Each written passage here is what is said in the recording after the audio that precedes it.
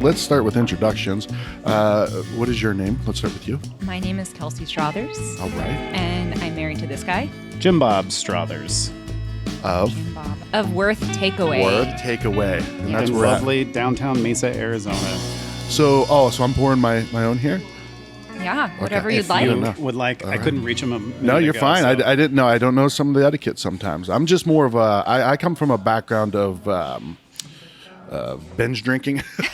There's nothing wrong with that. Hey, we're not super highbrow over here either. Don't worry. All right. I just didn't know if I should be, because I'm a person just like that. There's more in there. I'll just pound it out of the bottle. You got to do what you got to No do. worries. But I There's like no the judgment. finer things in life as well. So, guys, thanks for having me in. This is exciting. Yeah, thanks for reaching out. This is exciting. I know. I've been a fan of you guys for a few years. Thank you. All started over across the street at Cider Core, my buddies over there, and they talked about you guys nonstop. So I had to. Jason and Josh and their team are terrific.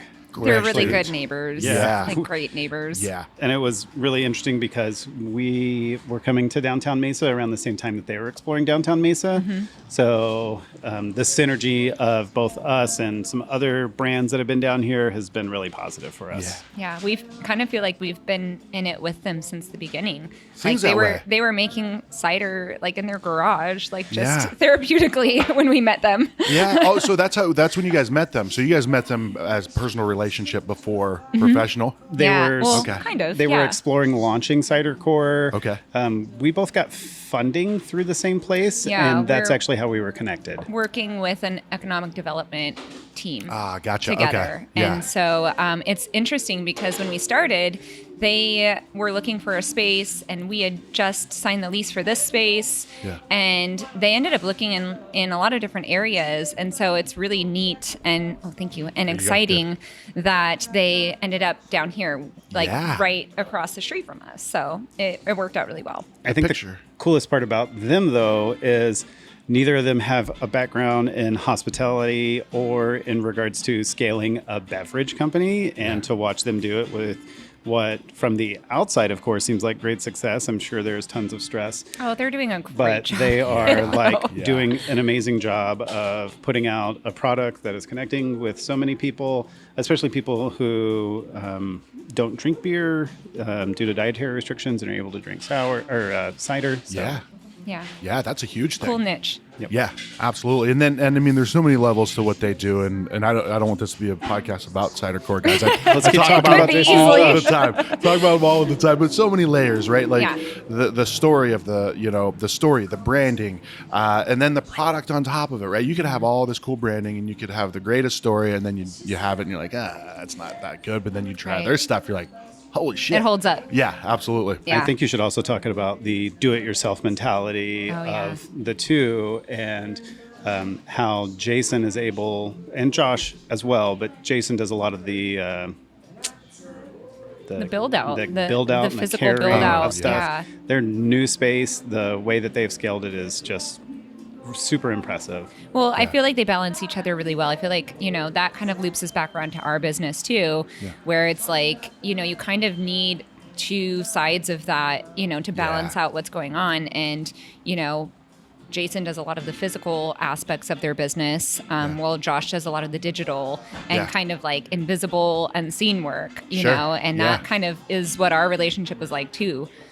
Sometimes. So You put it's- him behind the wall back Yeah, there. we're brothers. the physicality of Worth, it really lies in Jim Bob and Okay. getting the shit done and like Sure. getting the food out the door. Yeah. And then the kind of invisible work behind the scenes of, like the social media and the website and running, the numbers and the business and scaling things and new systems, and all of that is kind of more on my side on the administrative team. So And you guys dig your role each? Like, is it? I mean, obviously everything has things you don't like, but I think we understand each other's role and respect what our responsibilities are. I run a store with a team. Kelsey runs a business pretty much by herself. So Okay. we have a project manager. Yeah. We have to give her credit too, Yes. because if she wasn't there would be too many plates for me to spin. okay. So we're trying to figure out how to grow that administrative side of things Yeah. because it is starting. Everything at Worth feels like it's busting at the seams a little bit right now. Like we have more business than we know what to do with. Sure. And so creative solutions to that are often those invisible, that invisible work where Sure. we're trying to figure out how to, apply these things and get it to a place where it's stable Yeah. and feels good for everyone who's here. Systems, right? I mean, I'm sure the same back Yep. there too. Systems. Oh, yeah. Very- Our growth is a good problem to have, but nonetheless, still a fucking problem. It's exhausting. right. Sure. We're right. tired. Yeah. Well, that's what I've heard a lot, and I don't know. I come from blue collar. My friends were all in construction or operators union, bricklayers union, things like that. So to start the business, the concern was, I hope people hire me. Right. Not so. I come into this industry just from a content side, and I'm thinking like, okay, you open up a place, the biggest struggle is to get people in. Well, not necessarily. Like Not since the digital age, Yeah. and social media that I can launched. blow up quick. Oh, I say all the time, like the first couple years, if we opened, 10 years earlier when there wasn't the social media craze, Yeah. I don't know if we would have been as popular as we became because it's just how people found out about us and we became a destination because we were not in a part of town that had foot traffic at all. Sure. Like Yeah. none. Like the only people who were coming down here were people who were already down here for work at the city of Mesa. Cheers. Cheers. As we get all the equipment sticky. I know. We just had this conversation, guys. Come on. But no, it's the problem is in I don't know. I've been lucky in the progression of what we've done because it has taken a while to get content, to prove yourself as a content creator and the things that we do. But so I never had in the business plan. Okay, once things get bonkers, how do we keep up? Right? Because Right. you don't think of. Did you guys think Well, about it that? almost feels like to have that vision, it almost feels like egotistical or, Sure. or like Yeah. like you're kind of on yourself like, oh yeah, and we're gonna get big and all these things are gonna happen. Yeah. And Once we it's start like crushing it, right. Yeah. And it's like it's very possible that does not happen. It's Yeah. more likely that does not happen. Right. For so Right. many people. But it's technology is crazy, and the tools that we have now to open and operate businesses, like it's making it a lot more accessible for a lot more people. Sure. And you connect. know. And connect, especially with Right. a local business where you have, iconic cocktails over there and like the local things that are, what else would you do back in the day, and our age, you're an old man like myself. Dang. We had to go door to door, right? We had to knock on places. Hey, I actually Hey, have a I remember door-to-door analog. story. I was born in the 80s. Okay, fair enough. My first job ever was when I was around 12, 13 years old, Okay. which is, I think it's against the law now for what I was doing, knocking on Probably. people's doors. No, I seriously think it is because I was Child looking, labor laws, yeah. Yes, I think I was looking at labor laws because we do have one employee who's still in high school, and I want to make sure that we're following within those guidelines. And Hold on, can I press pause? Mm-hmm. I would not let him hire someone. I guess. I love how he's like, I was looking into it, and I'm like, I've already looked. I'm like, wait, I'll pause on the Correct. actual recorder here, or like Right. just on Jim Bob's No, conversation. I wanted to make sure that their out time was Oh, yeah. adequate and sufficient in regards to what is required for them to still attend school and maintain those boundaries. And one of the things was no one under the age of 16 is allowed to do door-to-door sales. And I was like, dang, I was like 12 years old doing door-to-door sales, selling newspapers. You're lucky you didn't get kidnapped. No one was going to kidnap this kid. So, but one time I got completely forgotten about. So what would happen is someone would pick you up in this van, which is really creepy to begin with. Sure. And Not it a would be good start, Jim story Bob. is- it would be Not loaded a with good like start. 15 kids, and then they would just disperse kids in the neighborhood. And I think I actually was like getting some sales, so it was taking me longer to get to the end point where they picked everybody up in the van. Yeah. And so I got forgotten about for like He 2 got hours. Kevin McAllister. Like he Dang. just got left. Wow. Yeah. Man. So I got left on a curb, and I'm so thankful that the van drove by again because one of the kids like, "There's Jim Bob," and so they picked me up. But nonetheless, I was living in growing up in Gilbert, and we were in Chandler selling newspapers, and to me, Chandler was like surprise. It was so far from home. Sure. I Yeah. had no idea how I was going to get home, or even where Chandler was necessarily in proximity. I didn't think about how close it was. I probably could have figured something out. But It's crazy how the culture has changed. Where like our parents, like my parents would be like, just don't go to the big park, but like ride your bike Yeah. wherever you want. Oh yeah. The big park was like the boundary, like too far Sure. away from our house. Were you in Arizona too? Yeah. Grew up in Arizona. Yeah, Okay. I grew up in Gilbert as Okay. well. So Yeah. Gilbert before it was Gilbert, like it was Ah. like Cowtown, like it was Yeah. very like nothing out there. Joe's but Barbecue, I cows. think, was there, right? It was the only thing that was there. I was there Actually, before Joe's Oh, Barbecue. okay. opened up. Yeah. I remember going to the Gilbert Days parade when there was nothing on Gilbert. Yeah. I mean, not nothing, but Sure. very, very little. Not what Yeah. there is now on Gilbert Road. So Yeah. I have to be careful because, you know, people might say, I remember going to Mesa when there was nothing there, and we'll be like, but we were Yeah. there. We're one of those little guys. I gotta. Yeah, you're like the person in the corner. I have a story. I'm here. Yes. Well, so you guys both grew up here in Arizona. I moved out here in '89, so I was 12 years old. Okay. There is a 9-year age gap between I was Kelsey gonna and say I. I moved out here in '90 when I was 4. So Okay, do the math. Thanks for doing the math for me. So Yeah. there is an age gap Okay. for us, and I did grow up in Gilbert, and Kelsey did as well, just 2 different times. Yeah. Two And we different eras. connected. We, yeah, 2 we different met eras. at the perfect time when Okay. it wasn't creepy. That's great. It's great. It's All like, right. okay, so when I was in kindergarten, you were in, and he's like, please don't finish this. Yeah. Well, my wife's 5 years younger than me, so it's it's I get it. I Some get it. similarities, but Sure. not as big. But that's Yeah, okay. yeah. Well, how did you guys meet that? Like, how did that? Well, Oh. let's back up a little bit Yeah. first. The journey of being in the food industry. How did that start for you Okay, guys? I guess I should start first since I am older. Okay, I guess we Started decided in that. 1977. When I got out of high school, I worked in a machine shop and I hated it. And there was an Applebee's that I drove past quite often that was opening up, and I decided to get a job there. I worked as a server, and it was, well, actually, I started in the back at first washing dishes, didn't really work on the line. And then a serving opportunity opened up. I moved to the front. $2.13 an hour was very discouraging, even though I was only making $4.25 in the back. Okay. But it still was double the pay. Yeah.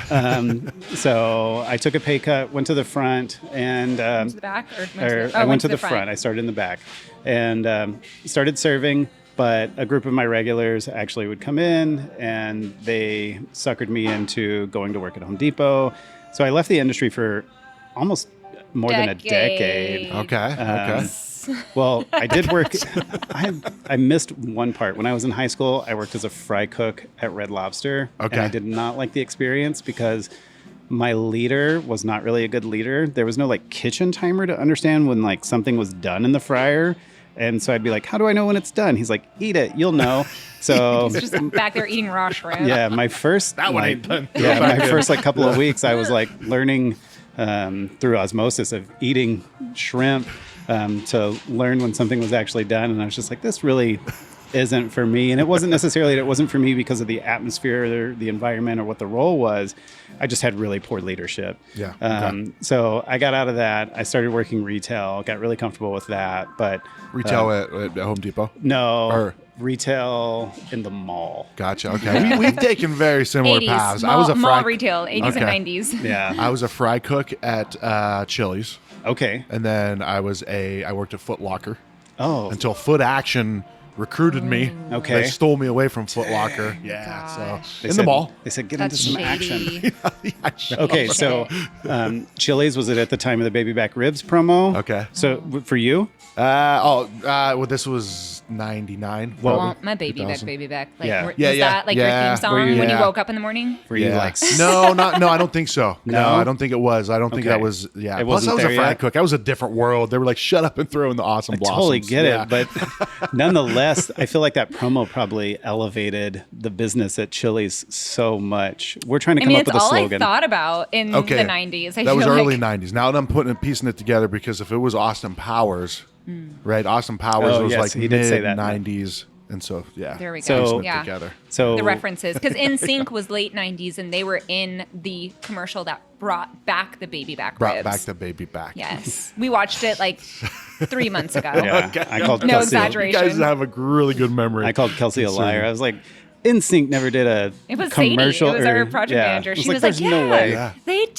did this commercial. And I was like, I remember this. And he was like, no. And Yeah, it's the, out there. the things we spend I our was free time wrong. on. Yeah, You know, it's exactly. like, why do you need free time? So we can look up the baby back ribs commercials, obviously. Oh, I've been down that rabbit hole many of times. Well, where do we go? Well, let's take a little pause here and let's appreciate what Jim Bob is sharing here.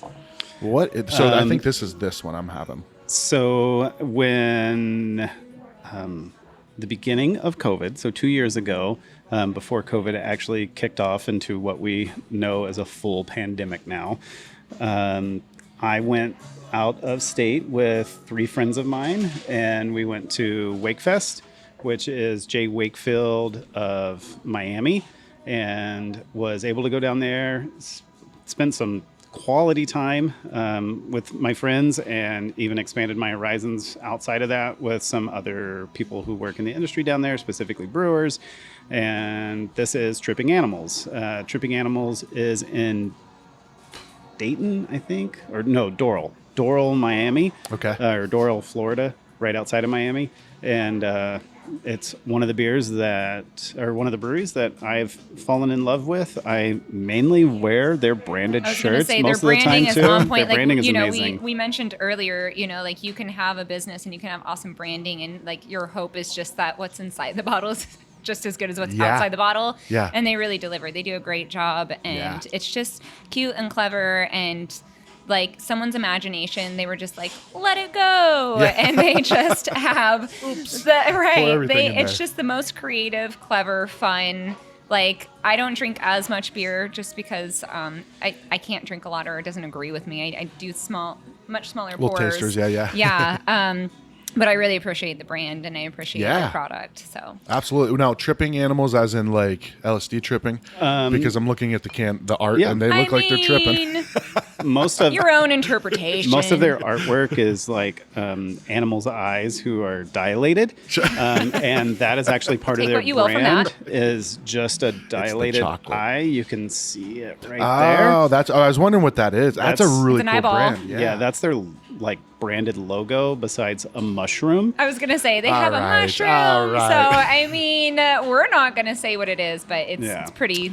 so and Yeah. one of these beers is called High on Millipede, and they gave the backstory This about it when they case is released it. just- And it was based on lemurs eating millipedes, and they trip out. Really? Yeah, and they like eat a millipede and just like Have a pass great out time. for the It's most like part. their I weed mean, gummy. so Yeah, they named this one High on Millipede. The other one is a creme brulee beer, but they make excellent beers, and I've been a really big fan of it. They make stouts and sours. It's Florida is known for their sours or their Florida Weises, like a Berliner. So Okay. that's really what they focus on. They make really terrific IPAs, but their brand is focused on stouts and sours. So this leads me to a question. Why didn't you open a brewery? Oh, man. They're expensive. They're so expensive. Sure. And You looked into it? Was that kind of a we've thing? got It's friends that are brew. owners, partners in a brewery, Yeah. and just to see, and that's in Indiana, and to see like the scale that they've gone through to get Well, there. I mean, that could circle us back around to like, you know, starting Worth and Yeah. why we did what we did and how we did it.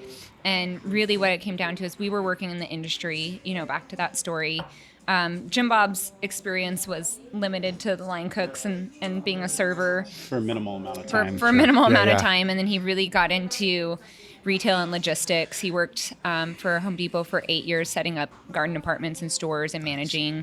And then he worked for FedEx for a while in sales and logistics and all that. So that was his experience. And then he was, you know, getting to the point in his life where he was tired of sitting at a desk and Sure. a cubicle, basically. When was And this approximately? This was 2011. Okay.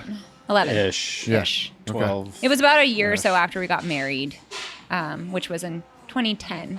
Okay. All right. 2010 is when we got married. That's on video, actually, right there. That Yeah. look you just gave him. We had a conversation about this the other day. I know the date, always but remember sometimes the I'm like, date, what the year? Yeah. What year? That's why we chose January 1st, 2011. It's all Dang. ones. Like, See, I'm like yeah. 2010. It's like it's a round even number. Like it's memorable. I'll send you the So- video of this, Jim Bob. You'll remember. So when he was doing that and kind of having a change in careers, I had graduated college in 2009, in the winter of 2009, and my background was in dietetics, but since I had turned 19, the only jobs I had ever really had were in the industry, the food and beverage industry. I served and done cocktail serving, which is actually where I met him, was in a restaurant. Okay. And he did not hit on me. He very genuinely just asked me about my life. And I was like, what a weirdo. Generally and He consistently. has not asked me out on a date, but he Generally keeps and consistently, remembering he things said. like details about my life and then asking me about it. Like, what a weirdo. Yeah.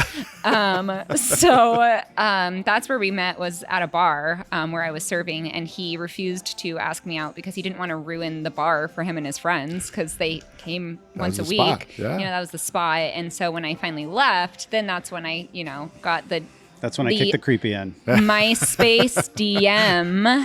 MySpace. MySpace Wow. DM. I asked one of and, her former coworkers, since I never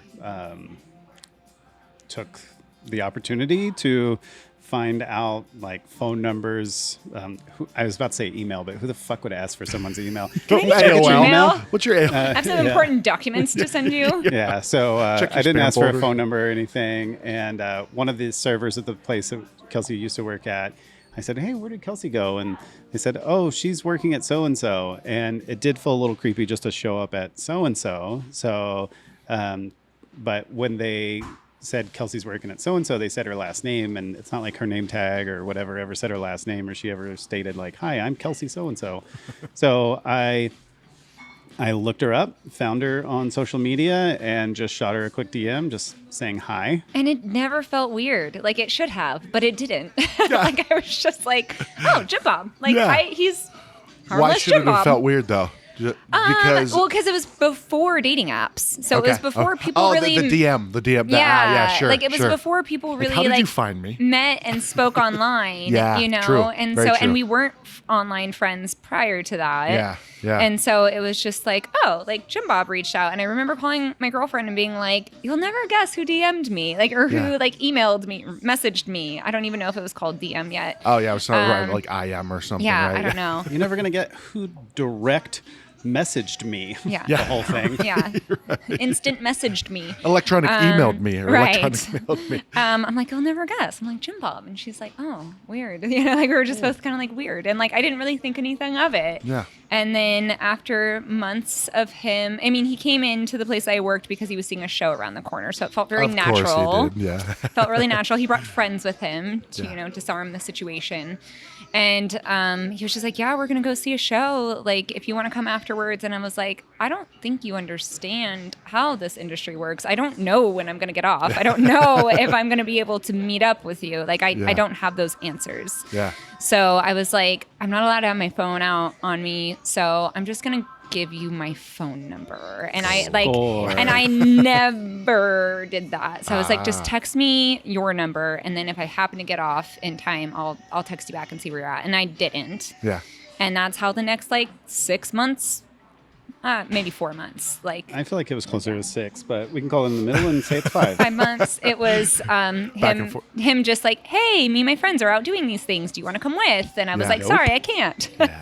Like, I'm just really busy. I'm working 2 jobs and I'm going to school and like, I don't know you. And so Jim Bob. that's how Persistency, man. it really, Yeah. It never what would have went played out. off unless a friend of hers got fired from a job, because me and all my different groups of friends were out at different times. And one time her friend got terminated from an employer, and Kelsey was like, he called me and he was like, hey, what are you doing tonight? I'm like, I promised my friend I would take her out for drinks because she got fired, so I can't hang out with you. And he was like, we're out for drinks. I'll buy your drink, your drink your friend a drink. Yeah. It's because I've had 2 ounces of beer this morning.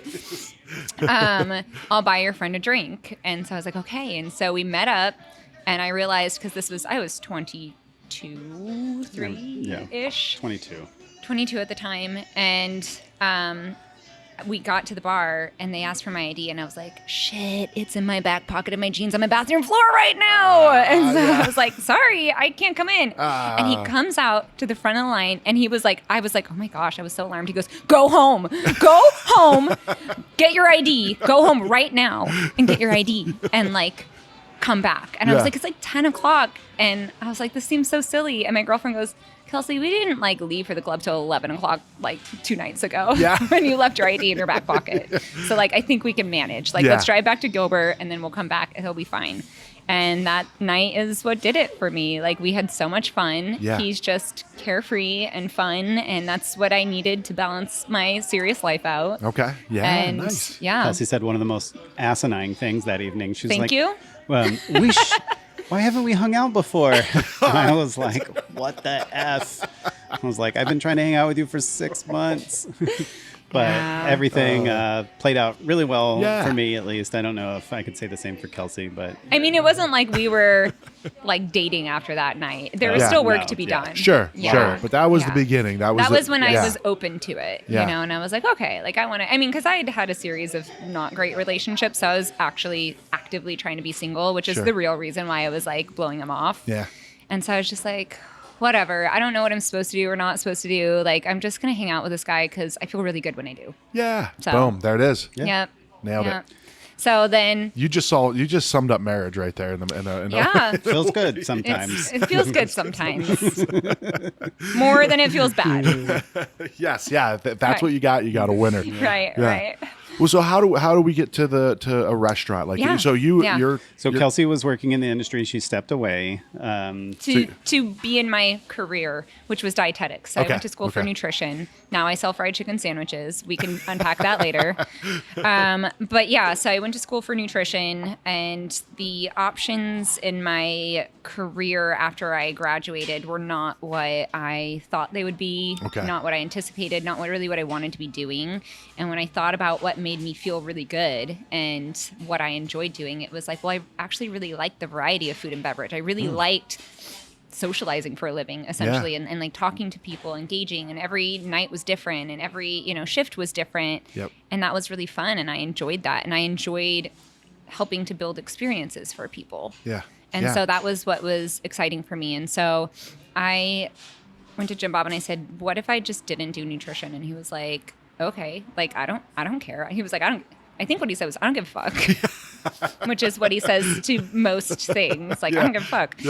And so I was like, okay. And I was like, well, I want to be strategic about like who I go and work for and where I start like this new path. So I reached out to a restaurant group who I had a really positive interaction with the owner in the past, and I was really impressed with their culture. And so, I don't know. We don't have to name them or whatever. You can if you want to. It was Upward Projects. Okay, and, nice. At the time, they were still relatively small, much smaller than they are now. And so we did have more interaction with the owners and stuff. And so I went and interviewed there, and they were like, well, what if we don't have like a management role? What if you're like a host or like a server? And I was like, well, I'm quitting my job either way, so I guess that's what I'm doing. That's all I want. Like, that's like, I guess financially I can take that on because, like, I really just can't sit in a cubicle anymore and do what I'm doing. Like, it's just not for me. Real quick, who do they cover? Because I've heard that name before, but what's under that umbrella? So their main brand that probably is their biggest moneymaker, and, they have the most locations, is Postino. Oh, okay. Yeah. Okay, that group. Okay, gotcha. And so they have Windsor and Federal Pizza and Joyride and a couple other concepts. But gotcha. And is it what is it, the Le Grand? No.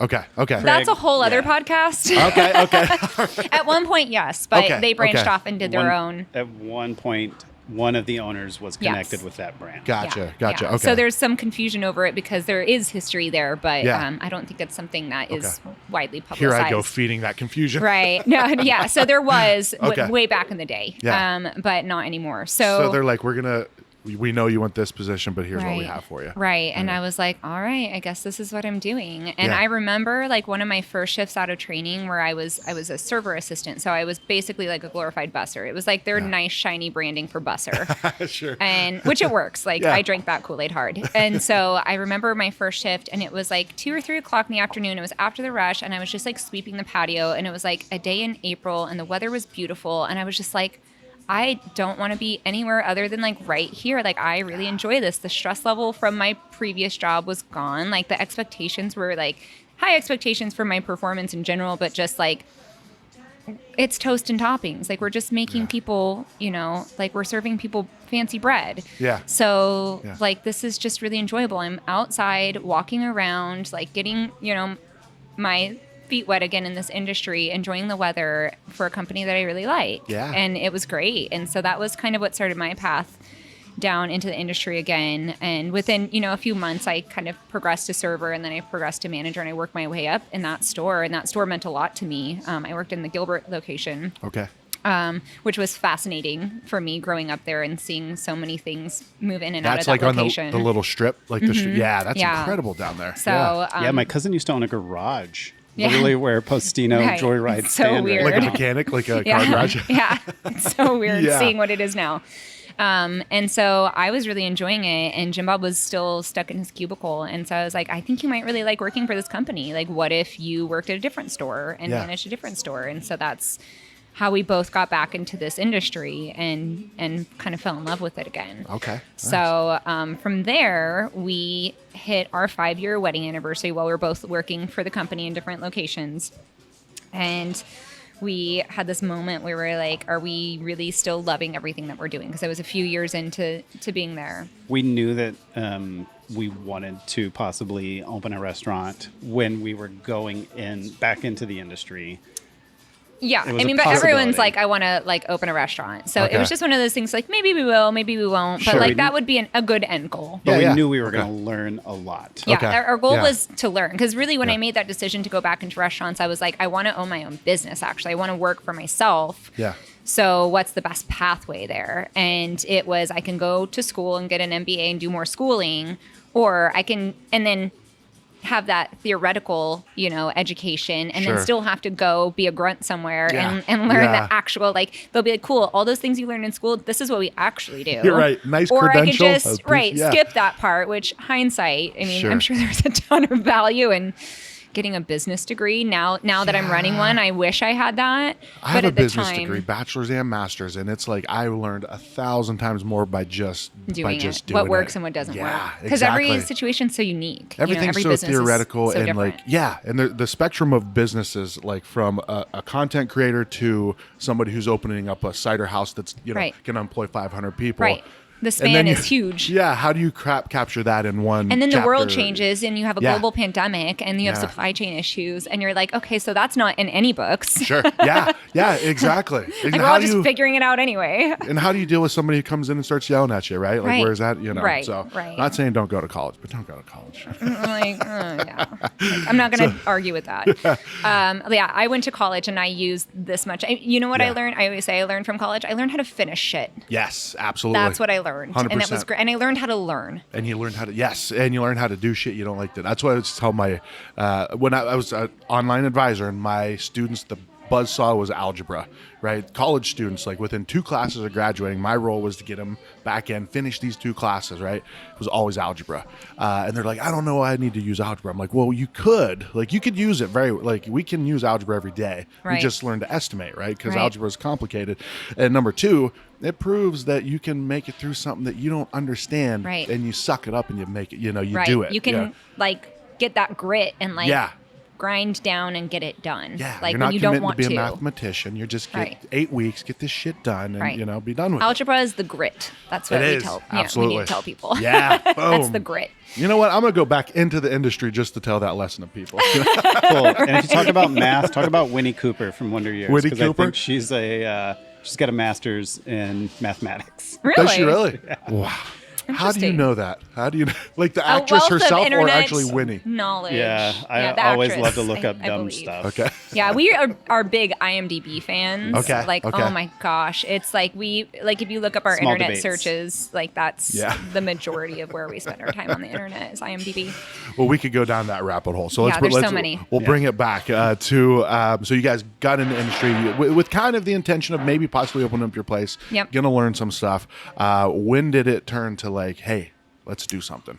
I had a conversation with one of the owners at that company, and they had just gone to Italy for 3 weeks.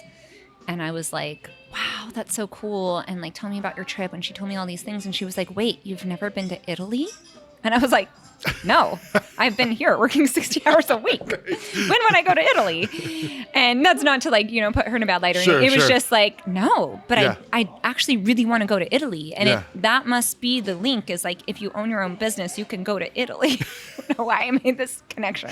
Just 'Cause now you that's- did? Was this now you just, or this is? This That was is, back then when I was when I I'm was saying managing. you just made this all connection, or this is part of the story. That was part of the story. story, Yeah, okay, is yeah, I yeah. made that connection of like, oh, well, if I want to like write my own schedule Yeah, yeah, and okay. and be able to go to Italy, I need to own my own business. Sure. Boy, was I wrong. I went to Italy, but it was before I started my business, and I have not Okay. been back since. Okay. Yeah. You knew So- you were gonna go before it all started. Yeah. Right, Yeah. right. So I went home and I told Jim Bob about it, and he was like, "Yeah, let's do this. Let's start our own business." But like, we ended up like going out to. We went to a wine tasting for that company, Okay. and when we got done, we went to lunch, and because it was like we were working Just so many us. hours. Yeah, we were working so many hours, and we were opposite schedules at that point. We were both working like 60 hours a week, and it didn't work together. And so we rarely got time to actually go out together and do Yeah. things. So we were like, well, let's go grab lunch after this. So we did. And when we talked about it, it was like, well, what do we really want? Like, is what we're doing right now what we really want? And we're like, yeah, to some extent, but there's missing pieces. And so we basically just talked about like what our goals were and things that we wanted to accomplish that we weren't accomplishing at that point. And so Jim Bob likes to call it a contract. A baseball contract. We hit our 5 years. Okay. And We're so like, we what do we rene- wanna do for 5 we years? Renegotiated the things that we want to do. Okay. And, I like that.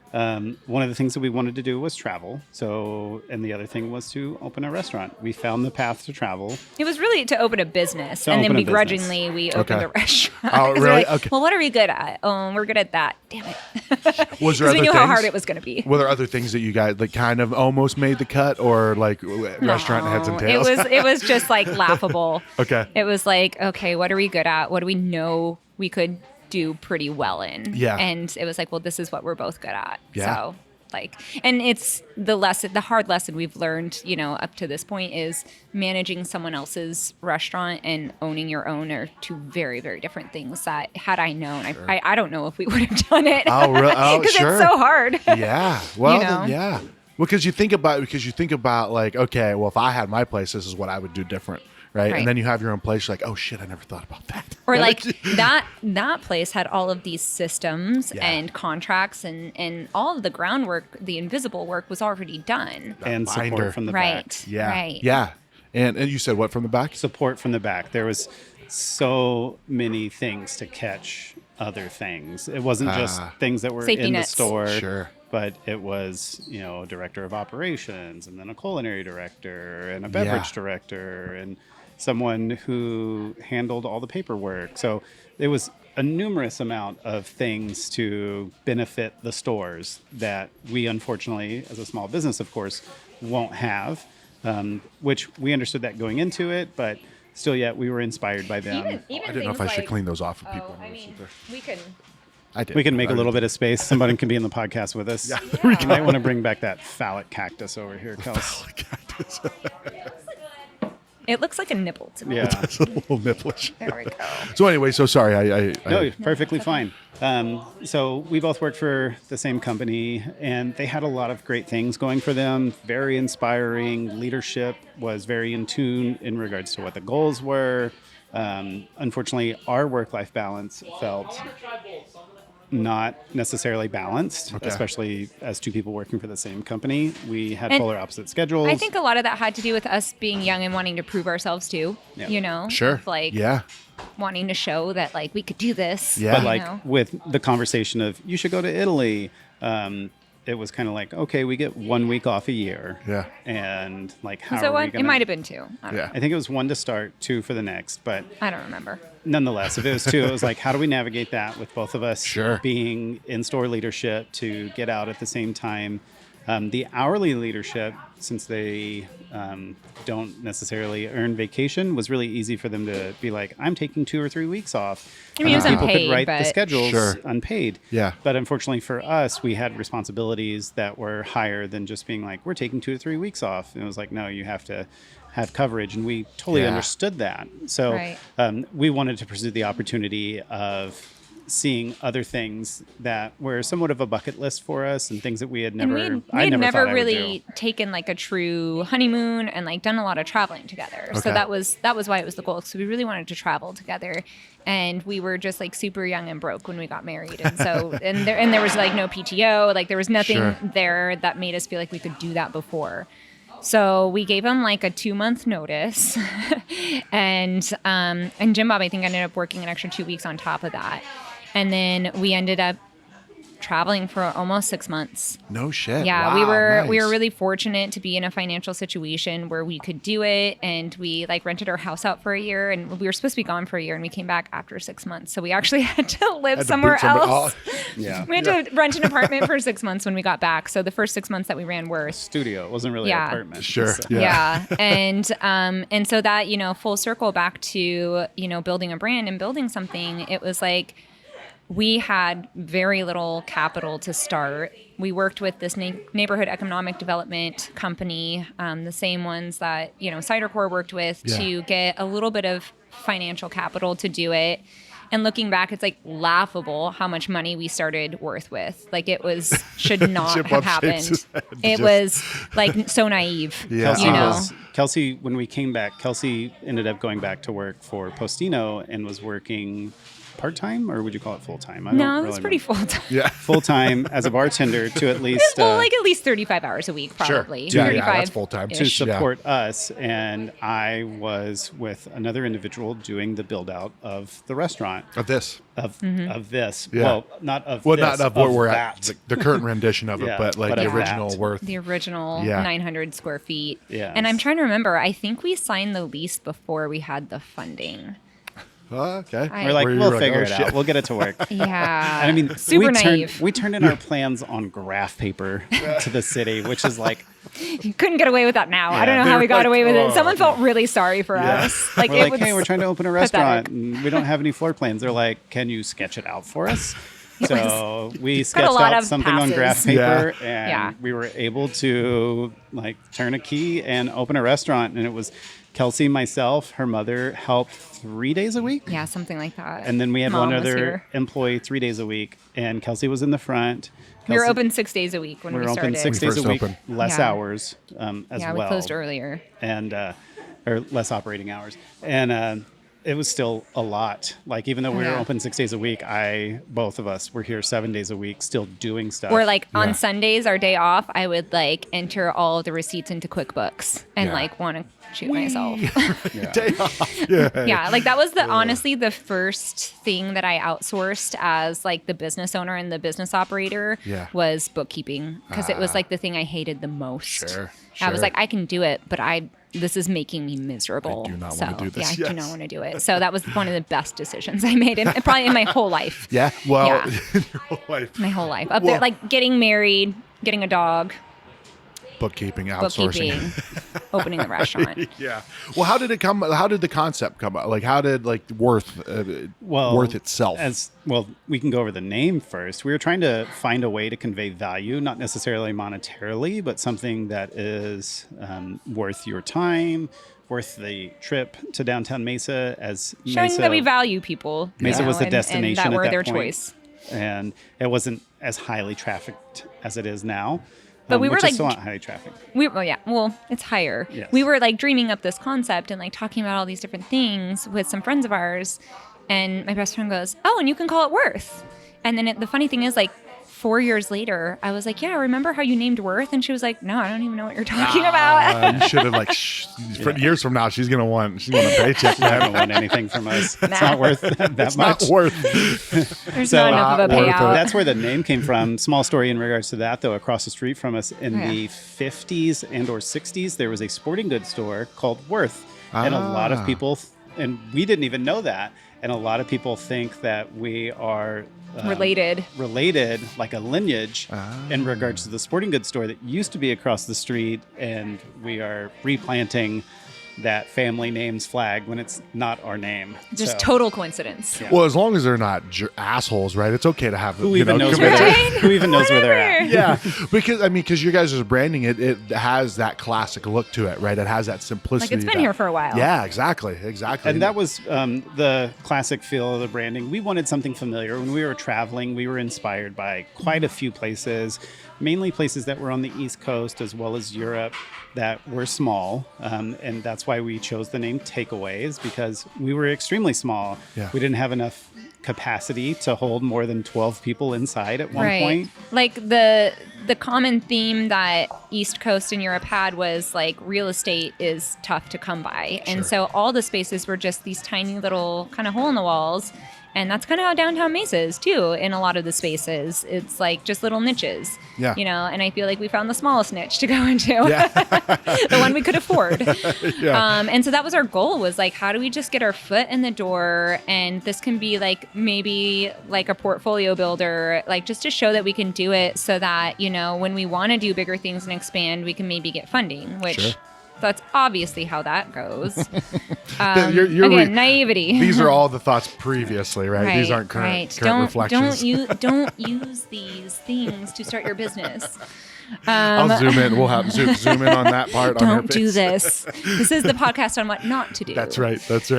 But yeah, so that was kind of like, okay, like we could do, like, for some reason, sandwiches were like a really big thing on the East Coast. Like everyone just stopped in and grabbed a sandwich. I dig sandwiches. I'm from Ohio. Like, I eat a sandwich 7 days a week. Every American on average eats one sandwich a week. So that was part of our business model. Or business plan, not our model, but our business plan was in regards to like, what's the viability of it. And the space actually used to be a sandwich shop before. It wasn't a full scratch kitchen like we are. They were just like slapping sandwiches together, similar to Subway. And they had small success, but unfortunately it transitioned owners 3 times. And I think as it transitioned, the brand integrity slowly dwindled more and more. And consistency. And stuff. So we felt that the space at least lent itself to that. We did have to do a lot of legwork, installing a hood, putting a walk-in in, because a lot of those things weren't here for the previous space because everything was just like deli meats. Yeah, reach-ins, deli meats. Toasters. Yeah, toasters. Quick. Little burners on the no range. So it sounds like small town Ohio. Like that sounds like my sandwich factory. The sandwich factory in Ohio. So we wanted to do something, and we live in Downtown Mesa. So we wanted to do something to establish community was very important to us. And we live in a historic 1950s home. And mid-century is a thing that Kelsey and I really connect with. And so that's why the store feels a little bit more, I wouldn't say timeless, but maybe classic. Yeah, absolutely. Yeah. It's that coveted space and branding where it's like, I tend to overcomplicate things. I'm like, oh, I got this logo and it's the state of Arizona and there's a beer and there's a scorpion and a cactus, you know, or my wife's just like, put the words in there, right? So I love branding like yours where it's very clean, but there's a lot behind it, right? You can tell it wasn't just like, I'll just throw this together, right? Yeah, it's restrained. Yes. And very deliberate. Right. We talk about intentional details a lot here. Yeah. You know, and so, you know, we didn't have a big budget, but we spent our money on like the live edge wood that we were going to have be our high tops. Sure. You know, and that was like a really special component that we wanted to include. And we didn't want like a big mural on the wall. We wanted really, you know, things that represented us. And so, like, for example, like the 3 photos that are on the wall behind you, those are all mid-century architects. Okay. Based in Phoenix. So they're local, and it's done by a local screen printer. So there's like this beautiful story behind all 3 of them, and you can actually go to these places in Phoenix and visit them. Yeah. You know, which is really neat. And so we have that aspect of community in it. But also, you know, it became something that was synonymous with our space. People would take pictures and post it to Instagram, and other people would be like, I know you're at Worth. Like, I know that's where you are. Nice. So when we did our expansion and we removed the wall that these were on, we were like, you know, we had this really cool bingo board up here, but we were like, the bingo board has to go because this is what we've, you know, built the brand of this space on. You know, it's how people, it's like place building. You know, people know that you're here when they see that. Absolutely. Yeah. Yeah. You want that familiarity, right? People want that. Yeah. So what about the food? Like, where did the food come in? And what do you like to eat? Well, I don't know. What do you like to eat? That's how the menu was built. Yeah. We were inspired by a place when we were traveling called Frenchie to Go in Paris. Frenchie. Yes, sir. Okay. And Frenchie, the restaurant itself, is a very well-known Michelin star restaurant. And it's famous. You have to make a reservation 3 months out to get Where's in this there. at? France. France. Paris. Okay. Yeah. Okay. So when we Makes sense. when we were traveling, a little on the nose. Is that Sarasota? No. Yeah. We of course wanted to eat there. Unfortunately, not unfortunately, great for them. They take summers off. But they did have 2 other concepts that operated year round. One of them was a wine bar that served the exact same food as Frenchie. Which I mean, it was very super similar. comparable, Yeah. and it was it's like the rule at Frenchie is reservation. The rule at Frenchie Wine Bar was no reservation. Was so they overflow. got the overflow of people who were wanting to eat at Okay. Frenchie but couldn't get in. Gotcha.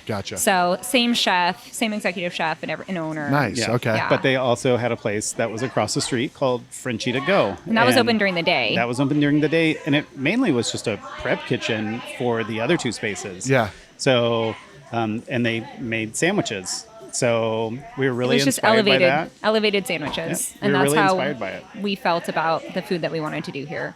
Like, So let's when take you something started- simple and elevate it. Was it just sandwiches at the beginning? Yep. Just straight sandwiches. One thing, hash was the only other Oh thing. yeah, that was we in did a it. chicken veggie hash. Which we We did a still have. granola Okay. parfait, Yeah. like just some smaller items for people who didn't want a sandwich. But we always did what we call bowl style. So Okay.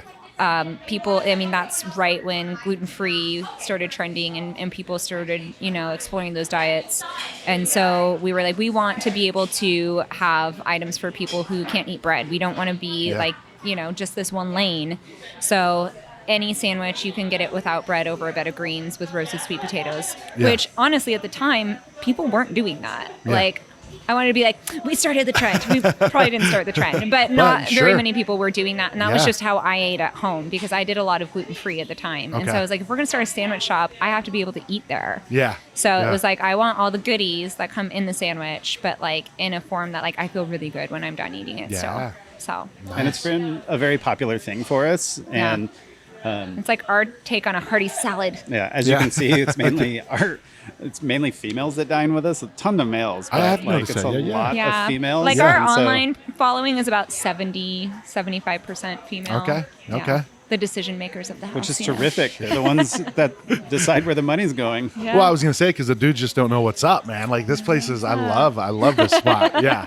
Well, so how is it? I don't know. Let's kind of take it through like from when you guys opened. Well, first of all, the reception, like because Downtown Mesa has just really. I mean, when I pulled up today, there's a burrito place next door, and then there's a chicken place next to that, right? And then there's a brewery, Right. and then Oro's next door. And then 12 a tap West. house around the corner, and then 12 West. Cactus, and or Chupacabra. Chupacabra, Yeah. yeah.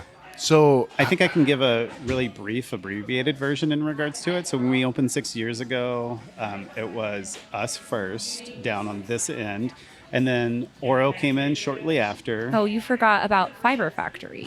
I'm talking about the things that were new down here. We did have it's a Fiber Factory. we That did was have a store next door that where the sold burrito yarn. places. So Like, Yeah. What does that They were mean? open like 4 days a week, and they would do like yarn classes, like like teach you how to do like fibery things. I thought it was like a food place. I'm like, No. like old people No, go and it they wasn't eat like so just they fiber. Well, I mean, bowls of old people fiber. did go there. Yeah, old people definitely were there. different reasons. But when we opened, Oro opened shortly after us, then Cider Core right about the same time as Oro. And we started having some synergy. And then It there wasn't was just some like synergy of the us. three of us. Oro, we believed that they needed something to sell food. So we would run food down to Oro, which was really beneficial to both us and them. That was my first 2 experiences with you guys was beers at Oro and ordering your food. Yeah. It was really beneficial for both parties. Unfortunately, all the steps that our staff was taking and having to leave the front counter lots of times because we couldn't staff 2 people. We could couldn't only staff 2 afford people. one. Sure. So they'd be like, I'm going to Oro, and like race down there so and race someone back. would race down, drop food off, and sometimes they would have to race right back because someone would be like, I want more ketchup or I need more napkins. Oh, yeah. Yeah. So Yeah. Was it a really the back efficient of house setup? would have to support the front at certain points, even if the back of house is really busy. So we navigated that, and it really benefited us, as I said. But it came a point where we were seeing a higher volume, and so were they, where we couldn't continue to do the running food down. So, but at the time, I think it really was beneficial for For the both first, parties. I mean, it was for years we did it. Yeah, first 2, maybe Yeah, even 3 and there years. were headaches, like the Wi-Fi didn't extend, and so they would have to like call us and tell us that an order was in, and then we'd have to like go in and like print it because we were using the same system. Yeah. But it wouldn't automatically print, so they'd have to Yeah. manually print, and then it'd be busy, and someone would forget to print, or someone would forget to call, and it was kind of a Yeah. nightmare.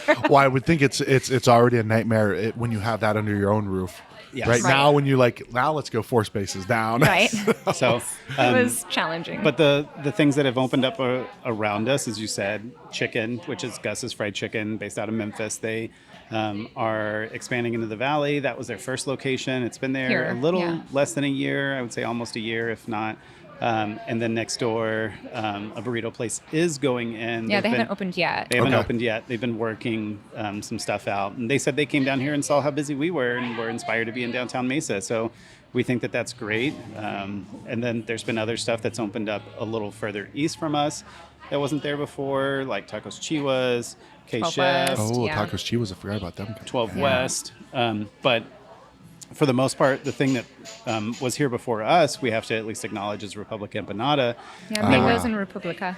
They weren't necessarily Republica wasn't necessarily on Main Street, but it had a very similar feel to what we were shooting for. And then, of course, Mangoes was here, which the people who own Mangoes are opening the space next door. Yeah, yeah. So, yeah, it's been really cool to see downtown grow because when we first got here, it was like we didn't do any kind of grand opening or announcement because we were like, shit, we don't know how this is going to go. Sure. So we don't want everyone seeing our mistakes Yeah, here. yeah. So we just like quietly, like we did a little friends and family and then like quietly opened our doors and we had no idea if people were even going to like walk in and just Yeah. somehow they did. You Yeah. know, like magically people knew. And I will say I'll give Downtown Mesa the credit for that one because it's like the biggest small town. Like people Yeah. in Downtown Mesa talk and they're loyal. Yeah. And so even though it was really kind of sleepy, like our first year or two, really we got by with, you know, the people who were down here in our community who Yeah. wanted to support us, who were like, we've seen so many good things open and close and like we want you to be here and we want good things down here and you guys are good. And so we need to make sure that you stay. That's And what kept the so- store open. That's not what kept us going. We actually had to like Airbnb one of Yeah. the rooms in our house, and Yeah. we had to yeah, We like did some sure. consulting stuff. we had like to To sub make ends out. meet. we had Yes. side jobs, Yeah. side hustles. Yeah. Still. There yeah. was at one point, I was working here maybe 40 hours a week, and somewhere else 40 to 50 hours a week. Dang. And Kelsey was also doing We were very similar. doing 2 projects at the same time to make Worth work. Yeah. So, I mean, so that we wouldn't have to take paychecks from Worth in the beginning. Yeah, okay, So I sure. would say we probably started taking a like mentionable paycheck Mentionable. I like that. Year 3 in year or after. 3. Yeah. Okay. Like maybe partway through year 3. Yeah. And yeah, it wasn't until like year 4 that we felt like we were like super stable from Worth as our main, you know, living. Yeah. And there just finally came a point where I was like, okay, so we get like judged at Worth with Yelp reviews and Google reviews. And then I Absolutely. go home and I get judged with Airbnb reviews. Like I can't do this anymore. Like I was like, I don't care if we're broke. Yeah. Like I just can't do this Yeah. anymore. You're you just know? an open target for anybody who's got a Yeah. shitty day going on, and they're just Yeah. gonna bitch because the towels were folded different than they liked. Yes. Yes. Yep. Yep. So we got to talk about too about Jim Bob's, right? Well, so the burgers. Right. All my problems. So are you? Just kidding.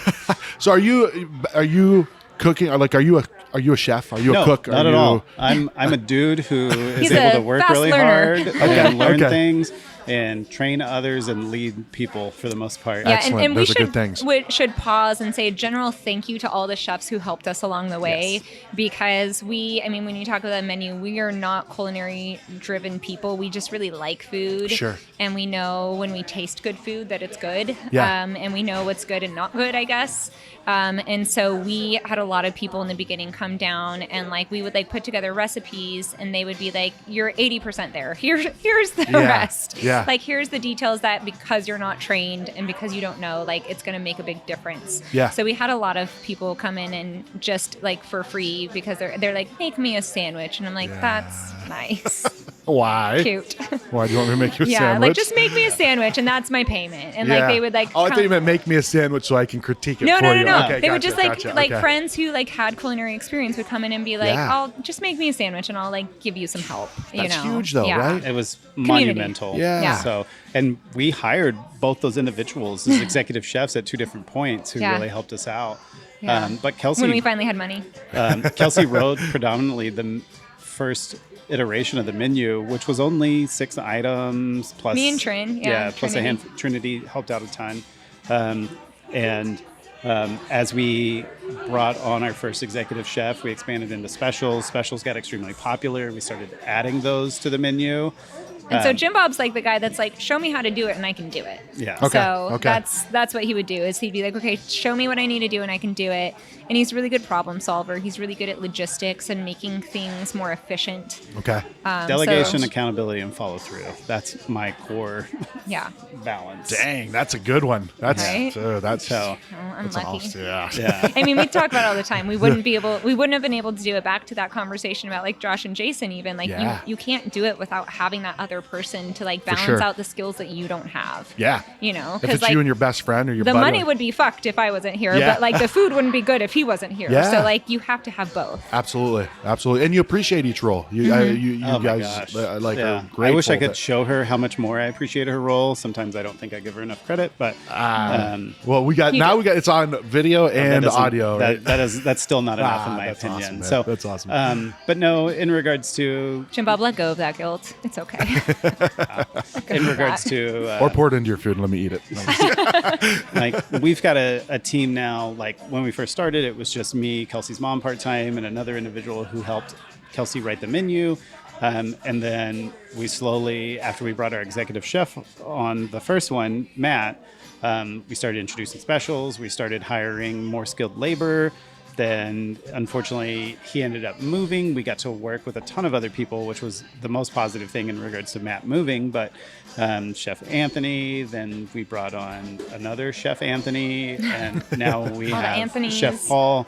And Paul's been with us for a little over 2 years, and he has been impactful from the beginning. We were doing a sandwich delivery service for a place in the airport, and when COVID started, they had to pull back, and we've not reestablished that relationship as our business has scaled, and we don't necessarily know where they are at, but it's been really positive in regards to how we brought Paul on and how he's been able to excel at all the tasks, opportunities, and responsibilities he's been Right. given. Yeah, it was like, you know, he started it as a side gig and then all of a sudden it was like, well, we need a chef and like we know you've done that before. Yeah. And we know this Yeah. is your side gig, but like how do you feel about coming on full time? And he's been here since then and been super impactful. And I would say the biggest thing about our business that we haven't talked about yet that I think is the most important and the hardest to learn, and we're still learning it, is the culture and how important that is. And culture is like a super buzzword. Sure. But really what I mean by that is, you know, how we treat each other Yeah. and what accountability and boundaries we put in place. Yeah. And so that's like the hardest part, but it's the part that I feel like matters the most. It's what helps us with employee retention. It's what helps us feel like, you've worked in the industry before. Like there can be really toxic environments in our Sure, industry. absolutely. And so it's like, well, how do we not be that, Yeah. And Yeah. how do we be good leaders to all these people who have trusted us and work with us? And we found that it's really a two-way relationship, obviously with us and with our team. But it really comes down to like holding ourselves accountable for, what kind of place we want to create, what kind of work environment we want to create, and then holding them accountable because they have to believe in that too and Sure. like be a part of those boundaries that we've put in place and parameters of how we treat each other. Yeah. And how they treat us even as their bosses and how we treat them as our, our team. And Yeah. so that's been a huge thing that we've been working on in the last year and a half, really since the start of the pandemic. The pandemic party. The pandemic party. That's what we've been kind of like digging into. And Paul really saw that vision because he had worked in a lot of really tough kitchens where sure. it was like, you just got screamed at. Yeah. And It we was were like, expected that you're going to be berated and Right. Yeah, go home crying. right. Yeah. And all of us were like, we just don't want that. We Yeah. don't want it to feel like, like we do have really high standards, but we don't want there to be fear associated with those standards. Sure. Yeah. We want Yeah. people to feel ownership and excitement about being here and like want to have those standards as well. For sure. And For it's sure. just They carry that with them. Like when that comes from you guys and it's a deliberate thing across the company, that creates stronger employees, which all that translates to this side, not just on the plate, but just on the, all of it, experience. the whole thing. Yeah. Yeah, exactly. That's great. That's great that I don't think that's a high priority for small businesses at, because it's hard. It is super hard, right? Like there's So hard. Yeah. So that's great that you guys made that as a priority. Shout out to Brene Brown. Yeah. Okay. we recognize a lot of that. So we offer our team a consistent, which is not a set schedule because sometimes people need time off. Right. But We all have of our to flex. team, 90% of the time, works the same schedule. That way they can maintain a work-life balance. We started offering medical benefits earlier this year, Nice. which We pay in 50%, which was a scary thing to do, to be honest, with Sure. the size of our business. I had my gallbladder removed, and we were just like, if someone on the team had to go through this, like how detrimental would that be? And so we tried to find a path towards offering medical benefits. Those are just like some small things that we see value. Support for them. They're not really that small, but pretty big that we see that we're able to try to navigate and do. That's been really helpful in people seeing the value in at least working with us. We try to look as anyone on the team as a team member, not a subordinate. Everyone has We're all humans. responsibilities and things that they have to do every day in regards to what their roles are. But like Kelsey has a responsibility that's different than mine, and likewise for everyone on the team. So we just try and understand that and put those boundaries in place. Yeah, I feel boundaries like are hard. I feel like this podcast is like a slide puzzle today. Like you move one piece and there's another one, and we're just like, we're a little all over the place. And it's like, where's this going to connect? I feel like it's Minority Report, and we're moving all of the. Well, if it helps, I have 4 out of 5 bars on my battery, and I have 19 hours of record dang, time, we are so not we can Keep be able to- going. Well, yeah, No. Let's do this. You guys are going to be able to keep going for 15 more minutes, and then I'm going to have to help for service. No, we're good. Okay. We'll wrap this up. I know you guys got to get things rolling, but It's been a lot of fun, but I will say Yeah. nonetheless, like being in this industry is hard, but there is a lot of great perks. I know a minute ago, Kelsey was half jokingly saying like, don't do this, but Don't do this. I stand by my statement. whatever he's about to say, don't do it. but at the same time, we're able to build a lot of community and give people opportunity. And those are things that we started this business for. And it's great to see that they're still the things that are the core value of what we're doing. It has gotten harder since we started, even though it was mainly just the two of us with 2 people helping out. And More money, more problems. hardly. Just more problems, more problems. I mean, there's more money. Up to It it. just keeps getting spent then on the it goes- business. Yeah, more problems, more problems. Yeah. But I mean, nonetheless, it's great. And we hope that, we can continue to connect with a community and be that spot that people felt initially of like, we can't not support you guys because you're going to like be the one thing that plants the flag down here. We are like the cheap version, I think, of what Joe's Barbecue was originally in downtown Gilbert. Since we talked about, I would say Joe's cheap. earlier. I would say smaller, condensed Yes. version, right? Yes. Smaller. We're the Compact. We're the Compact, Kroger version of Joe's Barbecue. I say Kroger had a pretty good, they're pretty Had a good successful run. run. Yeah, So good run. I'm okay with that association. Yeah, you know? no, and I'll just echo Jim Bob and say, like I do joke around like, don't do it, and it's because it's hard, Sure. but ultimately, when you want to look at it from like an existential level Yeah. of, what are you doing with your life, like from a outsider looking in, it could be like, oh, it's just sandwiches, like you're just making Yeah. sandwiches. But ultimately, we say all the time here, like worth is not about sandwiches, it's about people.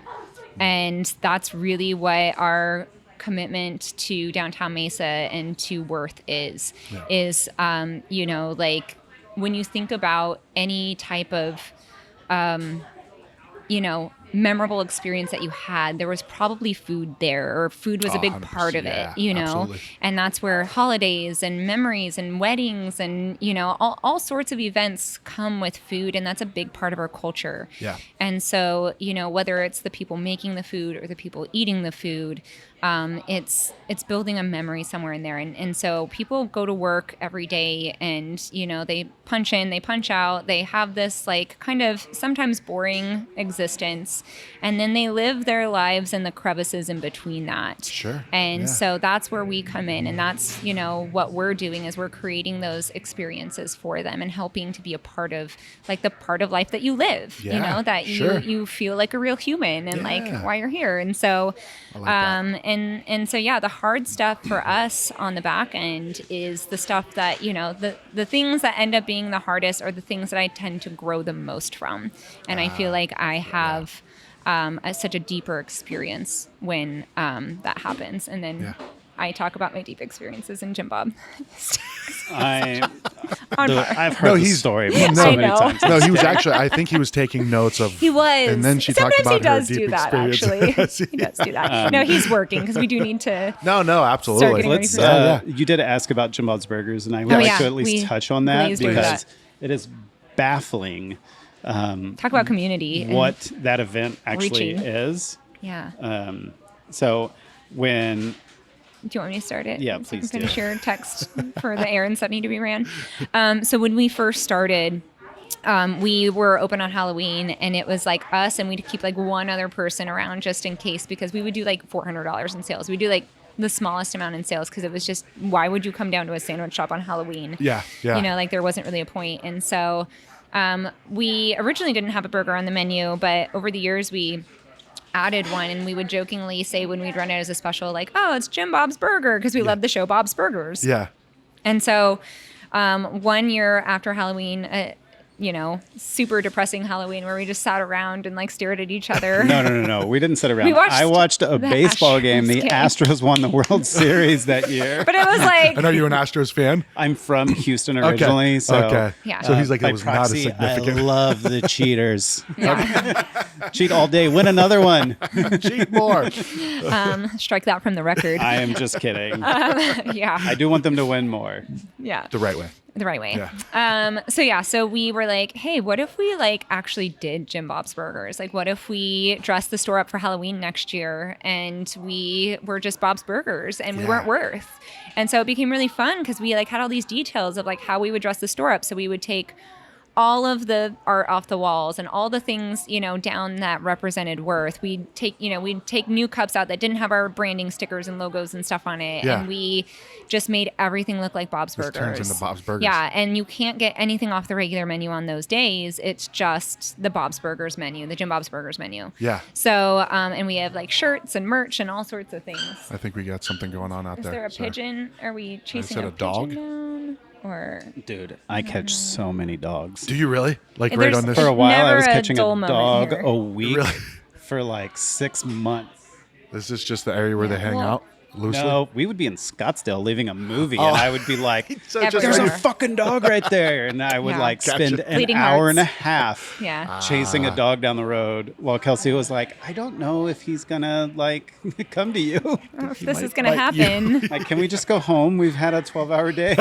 Yeah. No, I'm getting this dog. Yeah. But anyway, Jim Bob's You Burgers. get out there and you find that fucking dog." Jim Bob's Burgers, we would, you can't get anything that's not on the Jim Bob's Burgers menu. Because Worth is closed. Worth Right. menu. Worth Yeah. doesn't exist Yeah. those days. And so people, would call, we'd answer their phone, Jim Bob's Burgers. And the first year it was a lot of explaining of like, yes, Sure. this normally is Worth, but it is not today. And you cannot Yeah. get sandwiches today. And so the first year we did it, it was just like, we were dumbfounded. We had no idea that people were going to connect to it so much. And so many people loved Bob's Burgers and were excited about this. And actually, still to this day, there's probably people who don't realize that this is a restaurant the other, 363 days out of the year. Sure. People from across the country reach out via social media and are like, "Do the pop-up in our community. Do the pop-up in our Like, community." we don't know how to do that because we actually just have a restaurant that Yeah. we use. Yeah. So I don't know how to do a pop-up in Pennsylvania. I'm sorry. We'll email you when we do the next event out here Right. if you want to get a And ticket. you can come Yeah. here. They respond with like, That's "Well, you're great, missing though. a really big opportunity," and it's like, Sounds like a lot of stress. you don't Sure. understand how hard this is. What do you to, mean by like- opportunity? We plan for months for this. Yeah. For Yeah. the location that we can control. So the first year it was just like we were flabbergasted. We had no idea. We did it one day, and then every year since we've done it for 2 days. Yeah. So Okay. and Around every year, Halloween. yeah, every Yeah. year we have a super long line. It goes down the street. We do it for 2 days. We have a ton of merch. We do different themes within the theme. Okay, okay. So like this last year for our merch, we did the Burger Initiative, and so it was all like Avengers themed, like crossover stuff. Okay, So nice. like Tina and Jimmy were like WandaVision. For that design. And Yeah. so just fun stuff to like Experience. nerd out on. Yeah. It adds depth to it. It's not just like, hey, we just did this really cool burger with this cheese on it. Yes. Right. Okay, cool. Right. Yeah. It's experiential. Exactly. Yeah. Like you walk in and you kind of feel like you could be, on set. I'm going to watch Bob Burgers now because I've seen clips of it. I've never watched the whole thing. I'm going to watch it because I'm going to be here next year because I know I just missed it. Here's Right. what I'll say in regards to participating for the community. Come on Friday if you don't want to stand in a line. Come first thing on First Friday. thing. Okay. I mean, we still have a line on Friday morning when we open the door. This year, might have been 20 to 30 people Yeah. before we had opened that were But already by in line. Friday afternoon and all day Saturday, it's 100 people or more deep. Dang, Yeah. that's awesome. Yeah. It's really impressive to see that people are willing to stand in line to support us and have that experience. But still, yet it does take everyone on an our army. team on those days Sure. to like get through it.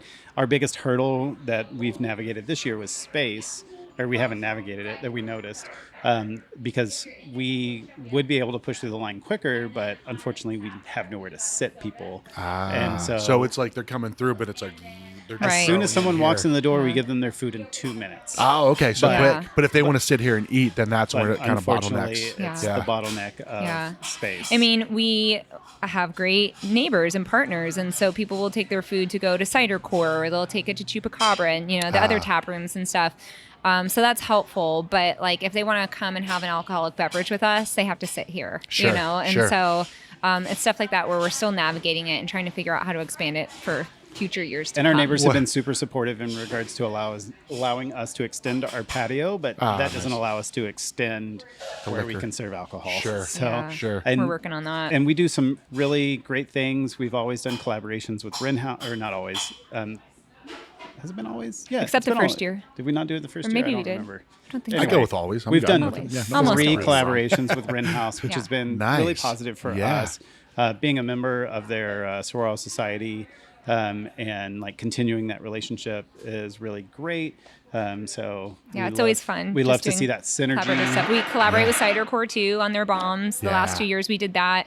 We did Bombs Vice or Bob's Bob's Vice this year. Chupacabra. And we did Bobbing for Apples last Bobbing year. for apples. Yeah. And Chupacabra also sells the same beers. That way that they're able to capture that crowd that might not want to stand in line, but is still able to participate in regards to the collaboration beers through Rin House. So Yeah. those, okay. So, those yeah, things yeah, are, nice. are really positive for Yeah. us. that BRI did a little game Yep. setup, arcade game setup Which over here last year. We'll shout out to BRI. They're opening up across the street soon, Oh, talking yeah. about other Yeah. places opening. And they're opening up a barcade. So we're super excited about Matt and his team putting like that in. personally, we're really excited to go and do Right. that. So Matt brought over some games that we could put out front of one of our other neighbors, National Comedy Theater. So Neighborhood Comedy neighborhood. Theater. Sorry, they changed their name recently. So there's been a lot of like really Synergy. positive synergy things because Collaboration. it's a huge event for us. And we are able to promote and just see other people hopefully get some people to notice them and Yeah. partake in Yeah. their business as well. Partake in the success of the event, you Yeah. know, and have it be a success for them too. Yeah. So, yeah, it's fun.